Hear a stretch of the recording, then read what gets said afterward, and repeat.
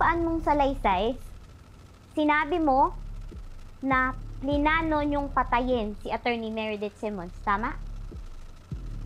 Opo. Batay sa utos ng akusado. Sino ang kasama mong nagplano ng pagpatay? Si Paco Plaridel po.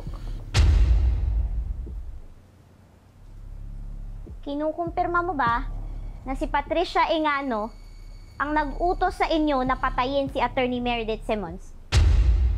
Tama ba? Opo.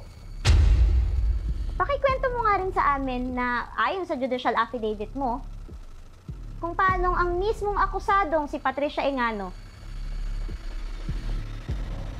ang pumatay kay Attorney Meredith Simmons.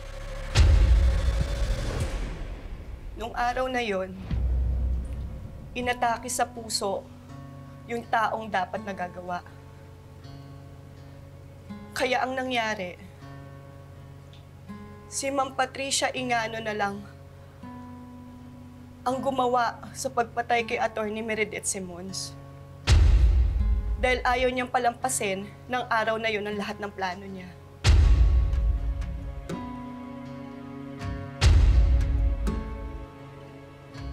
Pakikumpirma mo nga ulit sa harapan ng hukumang ito na yan ang nakalagay sa judicial affidavit niyo.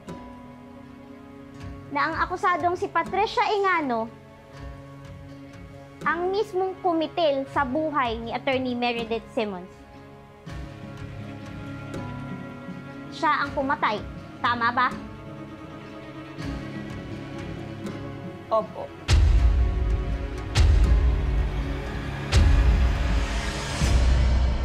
Pero,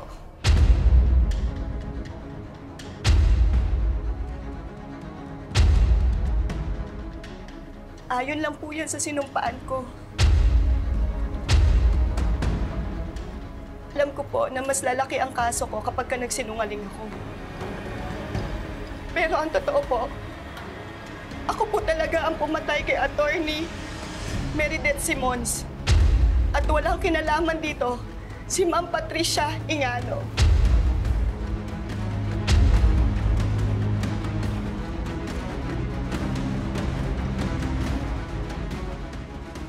Ako ang pumatay. Ako ang nagplano.